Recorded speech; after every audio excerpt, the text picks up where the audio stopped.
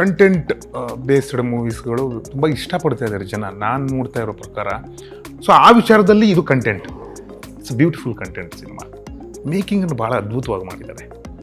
ನೀವು ಒಂದು ಟ್ರೇಲರ್ ನೋಡಿದ್ರೆ ಗೊತ್ತಾಗುತ್ತೆ, ಅಂದರೆ ಏನೋ ಒಂದು ಇದೆ, ಹೊಸ ಥರದ್ದು ಏನೋ ಇದೆ. ಇನ್ನೊಂದು ಪ್ಲಸ್ ಪಾಯಿಂಟ್ ಏನಂದರೆ ಎಲ್ಲ ಹೊಸಬ್ರನ್ನ ಹಾಕೋಬೇಕು. It will give you a package. ನಿಮ್ಗೆ ಹಿಂಗೆ ಕೂತ್ಕೊಂಡು ನೋಡಿ ಏನಾಗುತ್ತೆ ಇರೋ ಹಿಂಗೆ ನಂಬಿ ಬರ್ಬೋದು. ಇದರಿಂದ ಬಂದು ನೀವು ಅಷ್ಟೊಂದೆಲ್ಲ ಬಡ್ಕೊಂಡ್ರಿ ಏನೂ ಇಲ್ಲ ಅನ್ನೋದಂತೂ ಆಗಲ್ಲ. ಅದು ಮಾತ್ರ ನಾವು ತುಂಬ ಕಾನ್ಫಿಡೆಂಟ್ ಇದ್ದೀವಿ. ಸೊ ನಾನು ಯಾಕೆ ಜನ ಅಥವಾ ನಮ್ಮ ಪ್ರೇಕ್ಷಕರು ಬಂದ್ಬಿಟ್ಟು ಈ ಸಿನಿಮಾ ನೋಡಿ ಅಂತ ಹೇಳ್ತಿದ್ದೀನಿ ಅಂದರೆ, ಇದರಲ್ಲಿ ಏನೋ ಒಂದು ಸ್ಪೆಷಲ್ ಇದೆ.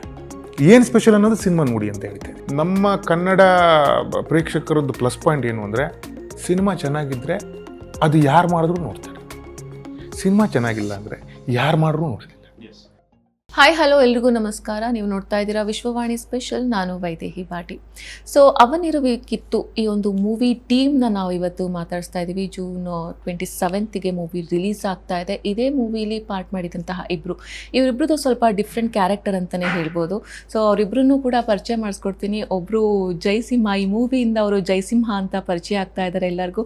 ಇನ್ನೊಬ್ರಂತೂ ಎಲ್ರಿಗೂ ಗೊತ್ತಿರುವಂಥದ್ದು ಪ್ರಶಾಂತ್ ಸರ್. ಸೊ ಹೊಸೊಬ್ರ ಜೊತೆಗೆ ಅವರು ಕೆಲಸ ಮಾಡ್ತಿರೋ ಅನುಭವ ಕೂಡ ನಾವು ಕೇಳಬೇಕು. ಸೊ ಮೊದಲದಾಗಿ ಅವರಿಬ್ಬರನ್ನ ಕಾರ್ಯಕ್ರಮಕ್ಕೆ ಸ್ವಾಗತಿಸೋಣ. ಇಬ್ಬರಿಗೂ ನಮ್ಮ ಕಾರ್ಯಕ್ರಮಕ್ಕೆ ಸ್ವಾಗತ.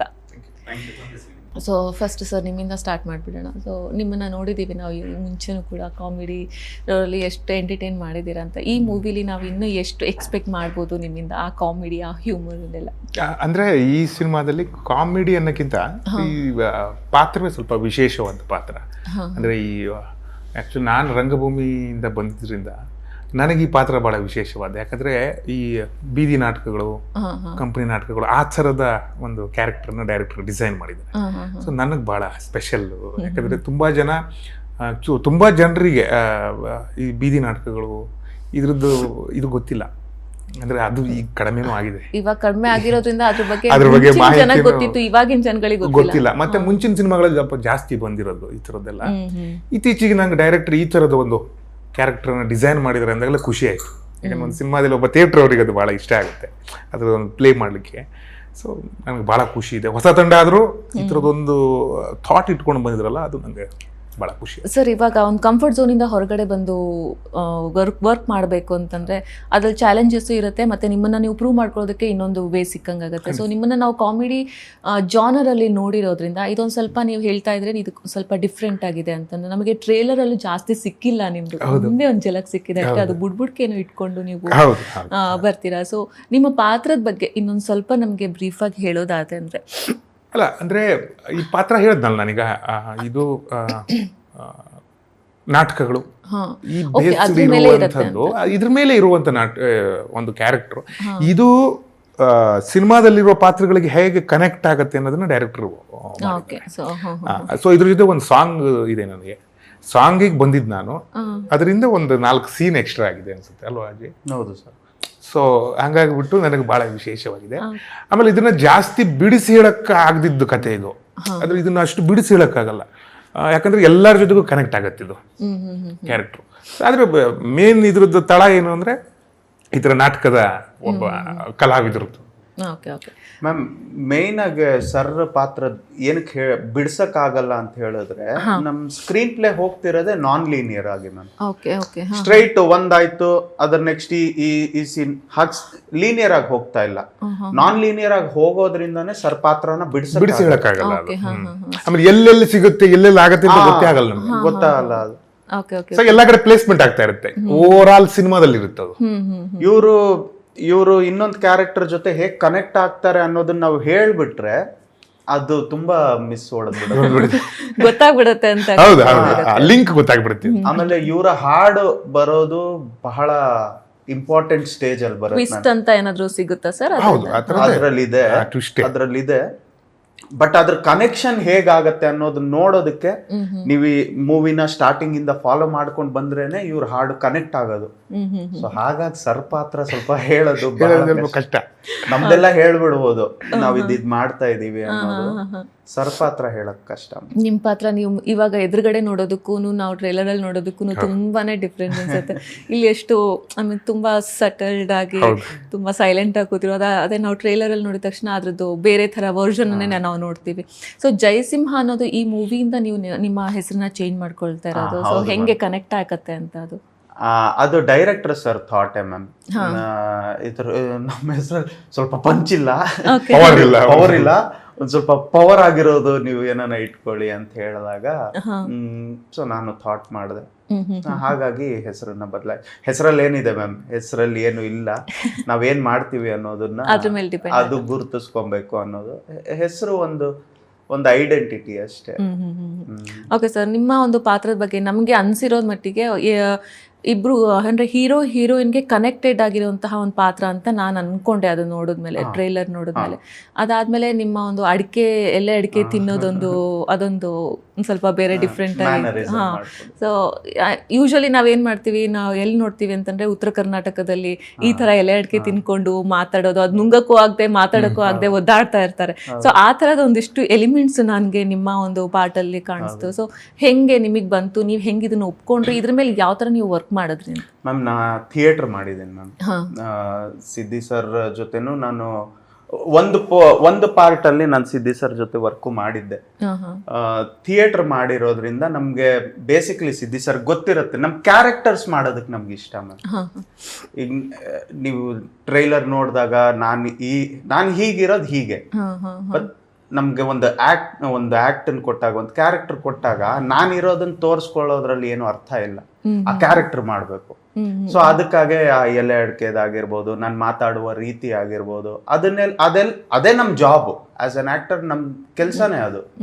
ನಾವು ಬೇರೆದನ್ನ ಹೇಗ್ ತರಬಹುದು, ನಾವು ಅಲ್ದೇ ಇರೋದನ್ನ ನಾವು ಹೇಗ್ ತೋರ್ಸ್ಕೊಬಹುದು, ನಮ್ಮ ಒಳಗೆ ಹೇಗ್ ತಂದ್ಕೊಡ್ಬಹುದು, ಅದೇ ನಮ್ ಕೆಲ್ಸ. ಆಮೇಲೆ ನೀವು ಮೇಡಮ್ ಕೇಳ್ದಂಗೆ ಬದಲಾವಣೆ ಅಂತ ಹೇಳಿದ್ರು, ಅದು ಆಕ್ಚುಲಿ ತುಂಬಾ ಒಳ್ಳೆ ಮಾತು.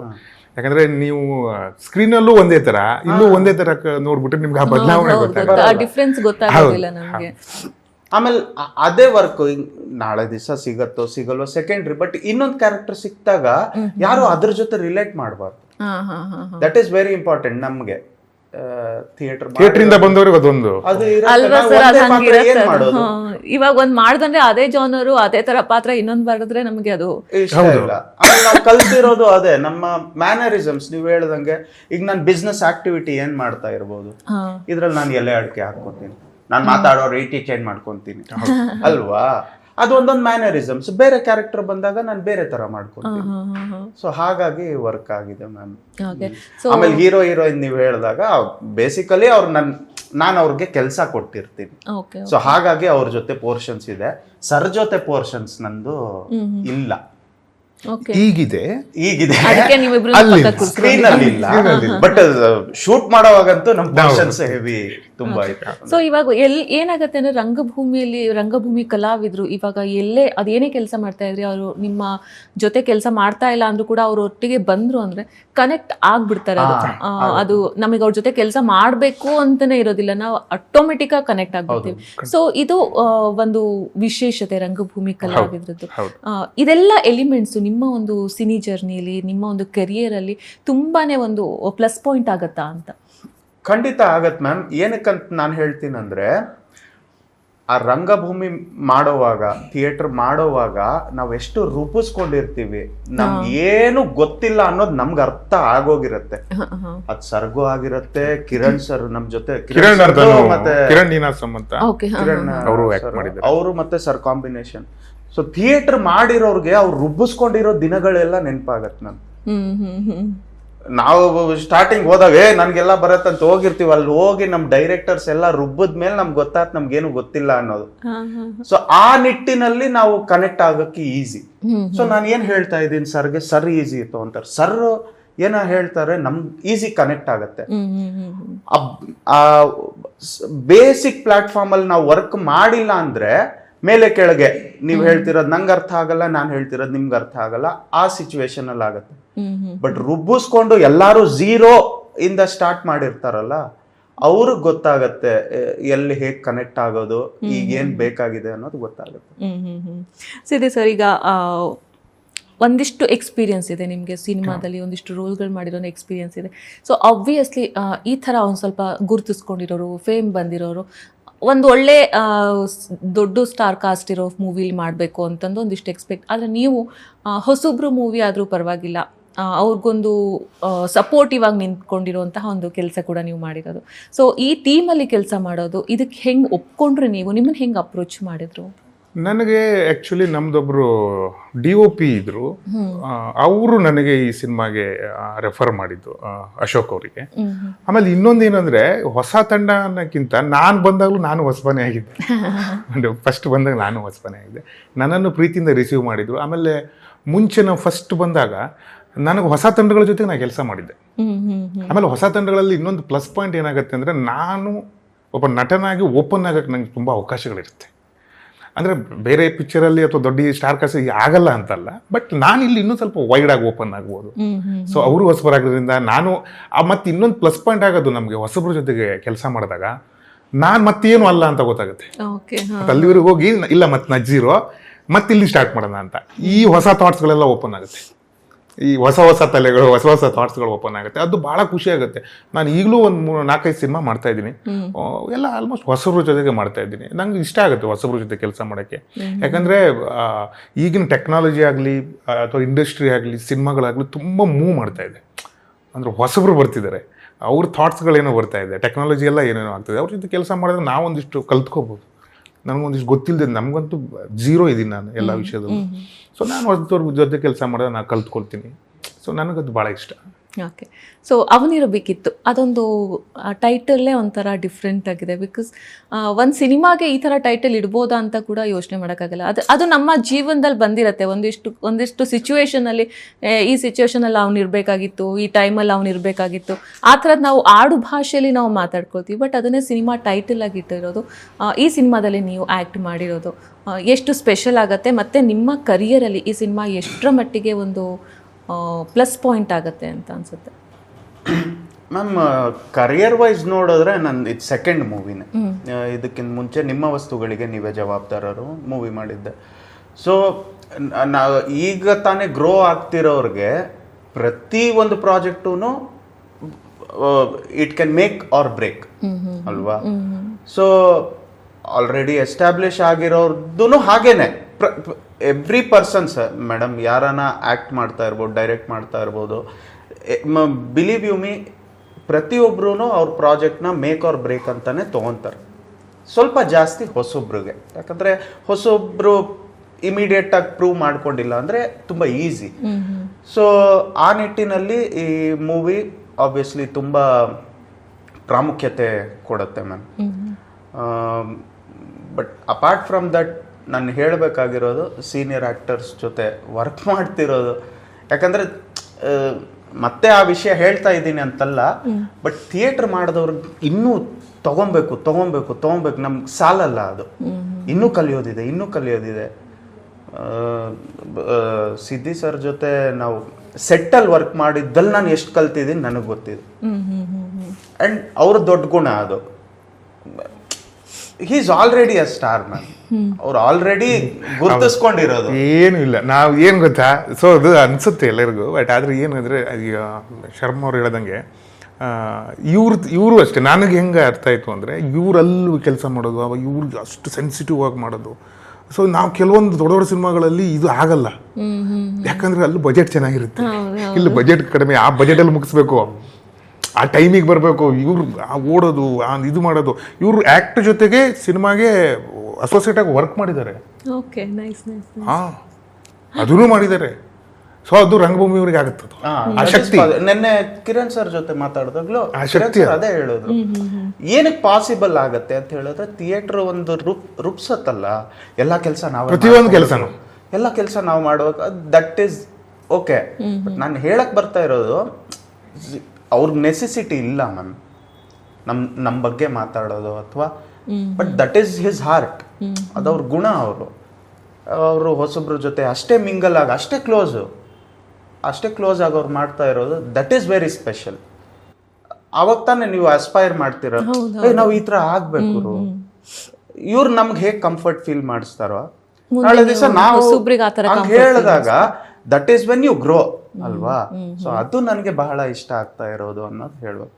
ಓಕೆ ಸಿದ್ಧ ಸರ್, ಇವಾಗ ಎಷ್ಟೊಂದು ಮೂವೀಸ್ಗಳನ್ನ ಕನ್ನಡದಲ್ಲಿ ಬರ್ತಾ ಇದೆ. ಒಂದು ಇಲ್ಲ ಏನು ತುಂಬ ಹೈಪ್ ಕೊಡೋಂಥ ಮೂವೀಸು, ಇಲ್ಲಾಂದರೆ ಬಿಗ್ ಬ್ಯಾನರ್ಸ್ ಮೂವೀಸ್ ಬರುತ್ತೆ, ಆಮೇಲೆ ಕಂಟೆಂಟ್ ಓರಿಯೆಂಟೆಡ್ ಮೂವೀಸ್ ಬರುತ್ತೆ. ಜನಗಳಿಗೆ ತುಂಬಾ ಆಪ್ಷನ್ಸ್ ಇದೆ ಯಾವ್ಯಾವ ಥರ ಮೂವೀಸ್ ಬರುತ್ತೆ ನೋಡೋದಕ್ಕೆ. ಸೊ ಅದೆಲ್ಲನ ಹೊರತುಪಡಿಸಿ ಅವನಿರಬೇಕಿತ್ತು ಆ ಮೂವಿ ಎಷ್ಟು ಸ್ಪೆಷಲ್ ಆಗಿದೆ, ಎಷ್ಟು ಡಿಫ್ರೆಂಟ್ ಆಗಿದೆ ಎಲ್ಲ ಮೂವಿಗಿಂತ, ಯಾಕೆ ನೋಡಬೇಕು ಜನ ಅವನಿರಬೇಕಿತ್ತು ಮೂವಿನ ಅಂತ? ಮ್ಯಾಮ್ ಅದೇ ನೀವು ಕೇಳಿರೋ ಕ್ವಶನಲ್ಲಿ ಈಗ ಕಂಟೆಂಟ್ ಬೇಸ್ಡ್ ಮೂವೀಸ್ಗಳು ತುಂಬ ಇಷ್ಟಪಡ್ತಾ ಇದ್ದಾರೆ ಜನ. ನಾನು ನೋಡ್ತಾ ಇರೋ ಪ್ರಕಾರ ಈಗಿನ ಒಂದು ಎರ ಏನಿದೆ ಈಗ ಸ್ವಲ್ಪ ಕಂಟೆಂಟ್ ನೋಡ್ತಿದ್ದಾರೆ. ಸೊ ಆ ವಿಚಾರದಲ್ಲಿ ಇದು content, it's beautiful content cinema. ಆಮೇಲೆ ಇದರದ್ದು ಪ್ಲಸ್ ಪಾಯಿಂಟ್ ಏನಂದರೆ ಅಶೋಕ್ ಅವರು ಡೈರೆಕ್ಟ್ರು ಮೇಕಿಂಗನ್ನು ಭಾಳ ಅದ್ಭುತವಾಗಿ ಮಾಡಿದ್ದಾರೆ. ನೀವು ಒಂದು ಟ್ರೇಲರ್ ನೋಡಿದ್ರೆ ಗೊತ್ತಾಗುತ್ತೆ, ಅಂದರೆ ಏನೋ ಒಂದು ಇದೆ ಹೊಸದರದ್ದು ಏನೋ ಇದೆ. ಇನ್ನೊಂದು ಪ್ಲಸ್ ಪಾಯಿಂಟ್ ಏನಂದರೆ ಎಲ್ಲ ಹೊಸಬ್ರನ್ನ ಹಾಕೊಂಡ್ಬಂದಿದ್ದಾರೆ. ಸೊ ಅದು ಇನ್ನೂ ಪ್ಲಸ್ ಪಾಯಿಂಟ್. ನಾವೊಂದು 4-5 ಜನ ಇರ್ಬೋದೇನೋ, ಸ್ವಲ್ಪ ಅಂದರೆ ಒಂದು 4-5 ಸಿನಿಮಾ ಎಕ್ಸ್ಟ್ರಾ ಮಾಡಿದವರು ಬಿಟ್ರಿ ಎಲ್ಲರೂ ಹೊಸಬ್ರು, ರಂಗಭೂಮಿಯವರು. ಆಮೇಲೆ ಆ ಥಾಟ್ ಬರುತ್ತಲ್ಲ ರಂಗಭೂಮಿಯವರು ಅಂತ. ಸೊ ನಾನು ಯಾಕೆ ಜನ ಅಥವಾ ನಮ್ಮ ಪ್ರೇಕ್ಷಕರು ಬಂದ್ಬಿಟ್ಟು ಈ ಸಿನಿಮಾ ನೋಡಿ ಅಂತ ಹೇಳ್ತಿದ್ದೀನಿ ಅಂದರೆ, ಇದರಲ್ಲಿ ಏನೋ ಒಂದು ಸ್ಪೆಷಲ್ ಇದೆ. ಏನು ಸ್ಪೆಷಲ್ ಅನ್ನೋದು ಸಿನಿಮಾ ನೋಡಿ ಅಂತ ಹೇಳ್ತಾ ಇದ್ದೀನಿ. ಈಗ ನಾನೇ ಇದರಲ್ಲಿ ಹೇಳ್ಬಿಟ್ರೆ ಅವ್ರಿಗೆ ಮತ್ತೆ ಆ ಸಿನಿಮಾದಲ್ಲಿ ಮತ್ತೆ ಮಜಾ ಸಿಗಲ್ಲ. ಸೊ ಸಿನಿಮಾ ಬಂದು ನೋಡಿ ನೀವು, ಯಾಕಂದ್ರೆ ಈಗ ಒಂದು ಸಾಂಗ್ ರಿಲೀಸ್ ಆಗಿದೆ, ಏನೋ ಬೇರೆದ್ ಮಾಡಿರ್ಬೋದು ಇವರು, ಏನೋ ಬೇರೆದ್ ಮಾಡಿದ್ದಾರೆ ಅನ್ನೋದು ಒಂದು ಹೊಕ್ಕತ್ತೆ. ಸೊ ಹಾಗಾಗ್ಬಿಟ್ಟು ನೀವು ಆ ಸಾಂಗ್ ಅನ್ನು ನೋಡ್ಬಿಟ್ಟು ನೋಡಿದಾಗ ನಿಮ್ಗೊಂದು ಕ್ಯೂರಿಯಾಸಿಟಿ ಬರುತ್ತೆ, ಈ ಸಿನಿಮಾ ಯಾಕೆ ನೋಡ್ಬೇಕು ಅಂತ. ಹಾಗಾಗ್ಬಿಟ್ಟು ನೀವು ನಮ್ಮವ್ರು ನೋಡ್ತಾರೆ. ಆಮೇಲೆ ನಮ್ಮ ಕನ್ನಡ ಪ್ರೇಕ್ಷಕರದ್ದು ಪ್ಲಸ್ ಪಾಯಿಂಟ್ ಏನು ಅಂದರೆ, ಸಿನಿಮಾ ಚೆನ್ನಾಗಿದ್ರೆ ಅದು ಯಾರು ಮಾಡಿದ್ರು ನೋಡ್ತಾರೆ. ಸಿನಿಮಾ ಚೆನ್ನಾಗಿಲ್ಲ ಅಂದ್ರೆ ಯಾರು ಮಾಡಿದ್ರು ನೋಡ್ತಿಲ್ಲ. ಅದು ಪ್ಲಸ್ ಪಾಯಿಂಟ್ ನಮ್ಮಲ್ಲಿ. ಇಲ್ಲಿ ಮೇಜರ್ ಆಗಿ ವರ್ಕ್ ಆಗೋದು ಮೌತ್ ಪಬ್ಲಿಸಿಟೀಸ್ ಜಾಸ್ತಿ ವರ್ಕ್ ಆಗುತ್ತೆ. ಆಮೇಲೆ ಇಲ್ಲಿ ನಮ್ಮಲ್ಲಿ ತಾರತಮ್ಯ ಇಲ್ಲ. ಅವ್ರು ಯಾರು ಹೊಸಬರು ಮಾಡಿದಾರೆ ಇವ್ರು ಹೆಂಗಿಲ್ಲ, ನಮ್ಮ ಚೆನ್ನಾಗಿ ಮಾಡಿದ್ರೆ ನೋಡೇ ನೋಡ್ತಾರೆ.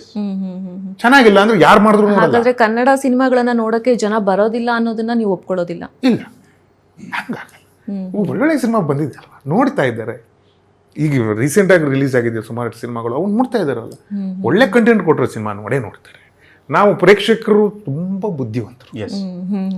ಅವ್ರಿಗೆ ಒಂದು ಥಾಟ್ ಇದೆ ತಲೆಯಲ್ಲಿ. ನಾವು ಏನಾದರೂ ಹೇಳ್ಬೋದು, ಪ್ರೇಕ್ಷಕರು ಬರ್ತಾ ಇಲ್ಲ, ಸಿನಿಮಾ ನೋಡ್ತಾ ಇಲ್ಲ, ಅವೆಲ್ಲ ಇಲ್ಲ. ಒಳ್ಳೆ ಸಿನಿಮಾ ಕೊಡಿ, ಬರ್ತೀವಿ ನೋಡ್ತೀವಿ ಅಷ್ಟೇ. ನೀವು ಕೊಡ್ತಾ ಇಲ್ಲ, ನಾವು ಬರ್ತಾ ಇಲ್ಲ ಅಷ್ಟೇ. ಅವ್ರು ಸಿಂಪಲ್ ಆನ್ಸರ್ ಅವ್ರದ್ದು. ನಾವು ಸುಮ್ಮನೆ ಏನು ಹೇಳ್ತಾ ಇದೀವಿ, ಹೌದು, ಅವ್ರು ಸಿಂಪಲ್ ಆಗಿ ಹೇಳ್ತಿದ್ರೆ ಚೆನ್ನಾಗಿರೋ ಸಿನಿಮಾ ಮಾಡ್ರಿ, ಬಂದು ನೋಡ್ತೀವಿ, ಮುಂಚೆ ನೋಡಿದ್ವಿ, ಮುಂದೇನು ನೋಡ್ತೀವಿ. ಹಾಗಾಗ್ಬಿಟ್ಟು ನಾವು ಒಳ್ಳೆ ಸಿನಿಮಾಗಳನ್ನು ಕೊಡಬೇಕು. ಆ ನಿಟ್ಟಿನಲ್ಲಿ ನಾವು ಅವನಿರ್ಬೇಕಿತ್ತು ಸಿನಿಮಾನ. ಒಳ್ಳೆ ಸಿನಿಮಾ ಖಂಡಿತವಾಗ್ಲೂ ನೀವು ಬಂದು ನೋಡಿ ಒಂದ್ಸತಿ. ಫಸ್ಟ್ ನೋಡಿದ್ಮೇಲೆ ಆಮೇಲೆ ಮುಂದಿನ ಮಾತಾಡೋಣ ಅಂತ ನಾನು ಪ್ರೇಕ್ಷಕರಲ್ಲಿ ವಿನಂತಿ ಮಾಡ್ಕೊಳ್ತೇನೆ. ಖಂಡಿತವಾಗ್ಲೂ ಥಿಯೇಟ್ರಿಗೆ ಬಂದೇ ಸಿನಿಮಾ ನೋಡಿ. ಯಾಕಂದರೆ ಓವರಾಲ್ ಟೀಮ್ ತುಂಬ ಕಷ್ಟಪಟ್ಟು ಇಷ್ಟಪಟ್ಟು ಸಿನಿಮಾ ಮಾಡಿದೆ. ಹಾಗಾಗ್ಬಿಟ್ಟು ನೀವು ನೋಡೋದೇ ನಮಗೊಂದು ರಕ್ಷೆ. ಹಾಗಾಗ್ಬಿಟ್ಟು ದಯವಿಟ್ಟು ಥಿಯೇಟ್ರಿಗೆ ಬಂದು ಸಿನಿಮಾ ನೋಡಿ ಅಂತ ನಾನು ಕೇಳ್ಕೊಳ್ತೀನಿ. ಓಕೆ ಸರ್, ನೀವು ಹೇಳಿ, ಯಾಕೆ ಅವನಿರ್ಬೇಕಿತ್ತು, ಯಾಕೆ ನೋಡಬೇಕು ಅಂಥದ್ದು ಏನು ಜನಗಳಿಗೆ ಸಿಗುತ್ತೆ, ಬೇರೆ ಸಿನಿಮಾಗಳು ಸಿಗದೆ ಇರೋದು ಈ ಸಿನಿಮಾದಲ್ಲಿ ಏನು ಸಿಗುತ್ತೆ ಜನಗಳಿಗೆ ಅಂತ? ಸರ್ ಮಾತಿಂದ ಕಂಟಿನ್ಯೂಯೇಷನ್ ಆಗಿ ಹೇಳಬೇಕು ಅಂದರೆ ಮ್ಯಾಮ್, ನಾವು ಒಳ್ಳೆ ಸಿನಿಮಾ ಮಾಡಿದ್ದೀವಿ, ಅದಕ್ಕೆ ಬಂದು ನೋಡಿ ಅನ್ನೋದು ಹೇಳೋದಾಯ್ತು. ಅದು ಹೇಗೆ ಗೊತ್ತಾಗತ್ತೆ ನಿಮಗೆ? ನಾವು ಆಲ್ರೆಡಿ ಬಿಟ್ಟಿರೋ ಪ್ರಾಡಕ್ಟ್ಸಿಂದ, ನಮ್ಮ ಪೋಸ್ಟರ್ ಲಾಂಚಿನ ಪ್ರಾಡಕ್ಟ್ ಆಗಿರ್ಬೋದು, ನಮ್ಮ 2 ಸಾಂಗ್ ಅಂಧಕಾಲತಿಲೆ, ಓಹೋ ಹೃದಯ ಆಗಿರ್ಬೋದು, ಟ್ರೈಲರ್ ಬಿಟ್ಟಿದ್ದೀವಿ, ಇನ್ನೊಂದು ಸಾಂಗು ಬರುತ್ತೆ. ಇಷ್ಟು ನಮ್ಮ ಹತ್ರ ಇರೋ ಅಸ್ತ್ರಗಳು. ಇದನ್ನು ನೀವು ನೋಡಿ ಈ ಟೀಮನ್ನು ನೀವು ಜಡ್ಜ್ ಮಾಡ್ಬೋದು, ಹೇಗೆ ವರ್ಕ್ ಮಾಡಿದ್ದಾರೆ, ಏನು ಪ್ರಾಡಕ್ಟ್ ಔಟ್ಪುಟ್ ಬಂದಿದೆ. ಯಾಕಂದರೆ ಬೆಸ್ಟ್ ಟೆಕ್ನಿಷಿಯನ್ಸ್, ಬೆಸ್ಟ್ ಆರ್ಟಿಸ್ಟ್ಸ್ ಅವನ್ನೇ ಬಳಸ್ಕೊಂಡಿದ್ದೀವಿ. ಅವನ್ನೇ, ಯಾಕಂದರೆ ಈ ಪ್ರಾಡಕ್ಟ್ ಮೇಲೆ ಇರುವಂಥ ನಂಬಿಕೆ ನಮ್ಮ ಮುರಳಿ ಸರ್ಗೆ. ಅಶೋಕ್ ಸರ್ ನನಗಿದು ಬೇಕು, ಇದು ಮಾಡಬೇಕು, ಖರ್ಚಾಗತ್ತೆ, ಈಸಿ ಅಲ್ಲ ಮ್ಯಾಮ್, ಅಮೌಂಟ್ ಈಸಿ ಅಲ್ಲ, ಖರ್ಚಾಗತ್ತೆ. ಇದನ್ನ ಕಮ್ಮಿಲೂ ಮಾಡ್ಬೋದು, ಬಟ್ ಆ ಕ್ವಾಲಿಟಿ, ಆ ವಿಜುವಲ್ ಕ್ವಾಲಿಟಿ ಬರೋದಿಲ್ಲ. ಆ ಸೌಂಡ್ ನಿಮಗೆ ಸಿಗಬೇಕಂದ್ರೆ ಸ್ವಲ್ಪ it is expensive. Film making is expensive. But ಆ ಪ್ರಾಡಕ್ಟ್ ಹಾಗೆ ಬರ್ತಾ ಇದೆ ಅಂತ ನಂಬಿಕೆ ಬಂದಮೇಲೆ ಮುರಳಿ ಸರ್ ಅದಕ್ಕೆ ಅಸ್ತು ಹೊಂದಿದ್ದಾರೆ. ಅದನ್ನ ಬಳಸ್ಕೊಂಡು ನಾವು ಆಲ್ರೆಡಿ ಪ್ರಾಡಕ್ಟ್ಸ್ ಬಿಟ್ಟಿದ್ದೀವಿ. ಈ ಪ್ರಾಡಕ್ಟ್ನ ನೋಡಿ ನಿಮ್ಗೆ ಕಾನ್ಫಿಡೆನ್ಸ್ ಬಂದರೆ ಬಂದೇ ಬರುತ್ತೆ. ಬಂದ ಮೇಲೆ ದಯವಿಟ್ಟು ಥಿಯೇಟ್ರಲ್ಲಿ ಫಿಲಮ್ ನೋಡಿ ಅಂತ ನಾನು ಹೇಳ್ತೀನಿ ma'am. OTT is secondary. It is when ನೀವು ಫ್ರೀ ಟೈಮ್ ಇರ್ತೀರಾ, ನೀವು ಮನೇಲಿ ಇರ್ಬೋದು, ಆ ಟೈಮ್ ಅಂತ. ಬಟ್ ನೀವು ಒಂದು ಫ್ಯಾಮಿಲಿ ಜೊತೆ, ನಮ್ಮ Indian cinema, Indian culture is a movie loving culture ma'am. ನಮ್ಮ ಭಾರತೀಯ ನಾರ್ತ್ ಇಂದ ಸೌತ್ ಪ್ರತಿ ಕಡೆನೂ ನಾವೊಂದು ಅದನ್ನ ಸೆಲೆಬ್ರೇಟ್ ಮಾಡ್ತೀವಿ. 1950s ಇಂದ ನಾವು ಆಚೆ ಹೋಗಿ ಒಂದು ಫ್ಯಾಮಿಲಿ ಜೊತೆ ಸೆಲೆಬ್ರೇಟ್ ಮಾಡೋಂಥ ಆ ಕಲ್ಚರ್ ಬಿಟ್ಟು ಹೋಗಬಾರ್ದು. ನೀವು ಮನೇಲಿ ಕೂತ್ಕೊಂಡು ಫೋನಲ್ಲೂ ಫಿಲಮ್ ನೋಡ್ಬೋದು ma'am, it is possible. But ನೀವು ಫ್ಯಾಮಿಲಿ ಜೊತೆ ಒಂದು ಟೈಮ್ ಸ್ಪೆಂಡ್ ಮಾಡ್ತಿರಲ್ಲ, ಒಂದು 3 hours ನೀವು ಗೆಟ್ ಟುಗೆದರ್ ಮಾಡ್ತಿರಲ್ಲ, ದೋಸ್ ಆರ್ ಮೆಮರೀಸ್. ನಿಮ್ಮ ಮಕ್ಳಿಗೆ ಆ ಮೆಮೊರೀಸ್ ನಾವಲ್ಲಿ ಡೈಲಿ ನೀವು ಫಿಲಮ್ ನೋಡೋದು, ಐ ಡೋಂಟ್ ಥಿಂಕ್, ನಾನು ನೋಡ್ತೀನಿ ಬಟ್ ಐ ಸೆಲೆಕ್ಟ್ ಫಿಲಮ್ಸ್. ನಾನು ಹೋಗಿ ಥಿಯೇಟ್ರಲ್ಲಿ ನೋಡಬೇಕು, ನನ್ನ ಫ್ಯಾಮಿಲಿ ಜೊತೆ ನೋಡೋದಕ್ಕೆ ನಾನು ಸೆಲೆಕ್ಟ್ ಮಾಡ್ಕೊತೀನಿ. ಸೆಲೆಕ್ಟ್ ಯಾವುದನ್ನು ಮಾಡ್ತೀರಾ? Which gives you complete entertainment, ಒಂದು ಕಂಪ್ಲೀಟ್ ಪ್ಯಾಕೇಜ್ ಕೊಡುತ್ತೆ ಅಂತ ಮೂವೀಸ್ ನಾನು ಸೆಲೆಕ್ಟ್ ಮಾಡ್ತೀನಿ. ಅವರ್ ಮೂವಿ ನಾವು ಹೇಳ್ತೀವಿ ಅಂಥದ್ದಿದೆ ಅಂತ, it will give you a package. ನಿಮ್ಗೆ ಹಿಂಗೆ ಕೂತ್ಕೊಂಡು ನೋಡಿ ಏನಾಗುತ್ತೆ ಇರೋ ಹಿಂಗೆ ಕ್ಯೂರಿಯಾಸಿಟಿ ಉಳಿಸತ್ತೆ ಮ್ಯಾಮ್. ಕ್ಯೂರಿಯಾಸಿಟಿ ಖಂಡಿತವಾಗಿ ಉಳಿಸುತ್ತೆ. ಅದನ್ನ ಆಸ್ ಅ ಟೀಮ್ ನಾವು ಹೇಳೋದು ಆಬ್ವಿಯಸ್ಲಿ ನಾವೇ ಹೇಳ್ಕೊಬೇಕು ಮ್ಯಾಮ್, ಯಾಕಂದ್ರೆ ನಾವೇ ನೋಡಿರ್ತೀರಿ. ನೀವು ಬಂದು ಅದನ್ನ ನೋಡಿ ನೀವೇನ್ ರಿವ್ಯೂ ಹೇಳ್ತೀರಾ, that will matter more. So ದಯವಿಟ್ಟು ನೀವು ಫಸ್ಟ್ ಕೊನೆಯದಾಗಿ ಇಷ್ಟೊತ್ತು ನೀವು ಹೇಳಿದ್ರಿ ಮೂವಿ ನೋಡಬೇಕು ಅಂತಂದು, ಬಟ್ ಸ್ಟಿಲ್ ಒಂದು ಲಾಸ್ಟ್ ಒಂದು ಜನಗಳಿಗೆ ಒಂದು ಮೆಸೇಜ್ ಕೊಡಬೇಕು ನಿಮ್ಮ ಮೂವಿ ಬಗ್ಗೆ ಅಂದರೆ ಇಬ್ಬರು ಏನು ಹೇಳಕ್ಕೆ ಇಷ್ಟಪಡ್ತೀವಿ? ಮೆಸೇಜ್ ಅಂದರೆ ಅದೇ ಸಿನಿಮಾ ಬಂದು ನೋಡಿ. ಆಮೇಲೆ ಇನ್ನೊಂದು ಏನಂದರೆ ಅದೇ ಕನ್ನಡ ಸಿನಿಮಾನ ಆದಷ್ಟು ನೀವು ಬೆಳೆಸಿ. ಯಾಕಂದರೆ ಇಲ್ಲೂ ತುಂಬ ಕಲಾವಿದರಿದ್ದಾರೆ, ಹಸುವಿನಿಂದ ಕೂಡಿದ ಕಲಾವಿದರು ತುಂಬ ಜನ ಇದ್ದಾರೆ. ಥಿಯೇಟ್ರ್ ಕಲಾವಿದರಾಗಲಿ, ಆಮೇಲೆ ಪೌರಾಣಿಕದವರು, ಮಾಮೂಲಿ ಇನ್ಸ್ಟಿಟ್ಯೂಟ್ ಮಾಡ್ಕೊಬಂದವರು, ತುಂಬ ಜನ ಕಲಾವಿದರಿದ್ದಾರೆ. ಎಲ್ಲರಿಗೂ ಯಾರು ಅತಿ ಹೆಚ್ಚು ಸಿನಿಮಾಗಳಾದಂಗೆ ಅವರಿಗೆಲ್ಲ ಅವಕಾಶ ಸಿಗುತ್ತೆ. ಅವ್ರ ಜೊತೆಗೆ ತುಂಬ ಜನ ಲಿಂಕ್ ಇದೆ. ಒಂದು ಸಿನಿಮಾ ಸ್ಟಾರ್ಟ್ ಆದರೆ ಅದಕ್ಕೊಂದು ಲಿಂಕ್ ಇದೆ. ಎಷ್ಟೋ ಫ್ಯಾಮಿಲೀಸ್ಗಳು ಬದುಕ್ತವೆ. ಸೊ ಹಾಗಾಗ್ಬಿಟ್ಟು ಕನ್ನಡ ಸಿನಿಮಾನ ಬೆಳೆಸಿ. ಬೇರೆ ಸಿನಿಮಾ ನೋಡಬೇಡಿ ಅಂತ ಹೇಳ್ತಿಲ್ಲ, ಬಟ್ ನಮ್ಮ ಕನ್ನಡ ಸಿನಿಮಾವನ್ನು ಫಸ್ಟ್ ಪ್ರಿಫರೆನ್ಸ್ ನಮಗೆ ಕೊಡಿ. ಕನ್ನಡ ನಾಡಲ್ಲಿ ಕನ್ನಡ ಸಿನಿಮಾಗೆ ಪ್ರಿಫರೆನ್ಸ್ ಕೊಡಿ ಅಂತ ನಂದು ಒಂದು ಮನವಿ. ಕೊನೆಯದಾಗೆ ಸ್ಪೆಷಲ್ ಅನ್ನೋದು ಏನೂ ಇಲ್ಲ ಮ್ಯಾಮ್. ಆಲ್ರೆಡಿ ಹೇಳಿದ್ದೆ, ನಾವು ಚೆನ್ನಾಗಿ ಪ್ರಾಡಕ್ಟ್ ಮಾಡಿದ್ದೀವಿ. ದಯವಿಟ್ಟು ನೀವು ನಂಬಿ ಬರ್ಬೋದು. ಇದರಿಂದ ಬಂದು ನೀವು ಅಷ್ಟೊಂದೆಲ್ಲ ಬಡ್ಕೊಂಡ್ರಿ ಏನೂ ಇಲ್ಲ ಅನ್ನೋದಂತೂ ಆಗಲ್ಲ. ಅದು ಮಾತ್ರ ನಾವು ತುಂಬ ಕಾನ್ಫಿಡೆಂಟ್ ಇದ್ದೀವಿ. ಒಂದು ನಂಬಿಕೆ ಇಟ್ಟು ಬಂದು ನಮ್ಮ ಮೂವಿನ ನೋಡಬೇಕು, ಹರಿಸ್ಬೇಕು ಅಂತ ನಾನು ಕೇಳ್ಕೊಂತೀನಿ. Okay sir, thank you so much. ಇಷ್ಟೊತ್ತು ಮಾತಾಡಿದ್ದೀರಾ, ಹಾಗೆ ಒಂದಿಷ್ಟು ಇನ್ಪುಟ್ಸ್ನ ನಮಗೂ ಕೂಡ ಕೊಟ್ಟಿದ್ದೀರಾ. ಸೊ ಆಲ್ ದಿ ಬೆಸ್ಟ್ ನಿಮ್ಮ ಮೂವಿಗೆ ಹಿಟ್ ಆಗಲಿ ಅಂತ ನಾವು ಕೂಡ. Thank you, lovely talking to you. Yes, ಇದಾಗಿತ್ತು ಈ ಟೀಮ್ನ ಒಂದು ಮಾತು. ಹೋಪ್ಫುಲಿ ಈ ವಿಡಿಯೋ ಇಷ್ಟವಾಗಿದೆ ಅಂತ ನಾನು ಅಂದ್ಕೊಳ್ತೀನಿ. ಇಷ್ಟವಾಗಿದ್ದರೆ ಲೈಕ್ ಮಾಡಿ, ಕಮೆಂಟ್ ಮಾಡಿ ಮತ್ತು ಶೇರ್ ಮಾಡಿ. ಹಾಗೆ ವಿಶ್ವವಾಣಿ TV ಸ್ಪೆಷಲ್ ಯೂಟ್ಯೂಬ್ ಚಾನಲ್ನ ಸಬ್ಸ್ಕ್ರೈಬ್ ಮಾಡಿ. Thank you.